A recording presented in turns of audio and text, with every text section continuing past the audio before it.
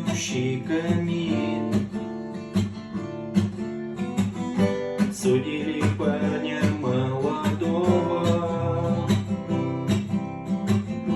он сам собою был красив,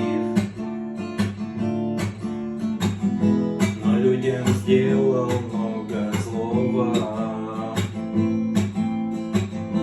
У судей слова он просил, и судьи слово ему дали. Когда он начал свой рассказ, весь зал наполнился слезами. Когда мне было 10 лет,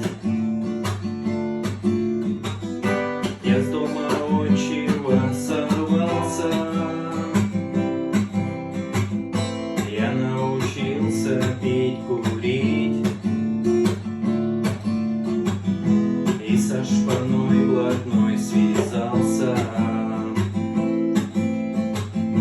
Когда мне стало 20 лет, я был в кругу друзей любимых. Я был красив и их сильней.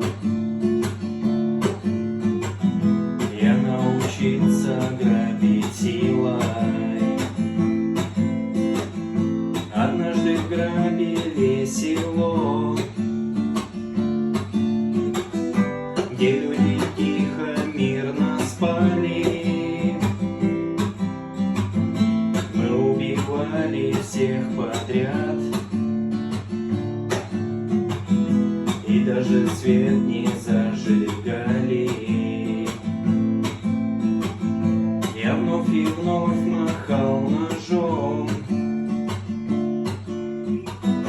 и вдруг свое услышал имя. Я спички взял, огонь зажег. О, суди, что я там увидел? У тела мертвого отца, с ножом в груди там мать стояла,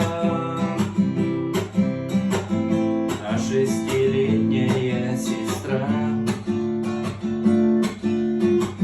в кроватке тихо умирала. Судите, суди вы меня, судите, суди как хотите, за злодеяния мои.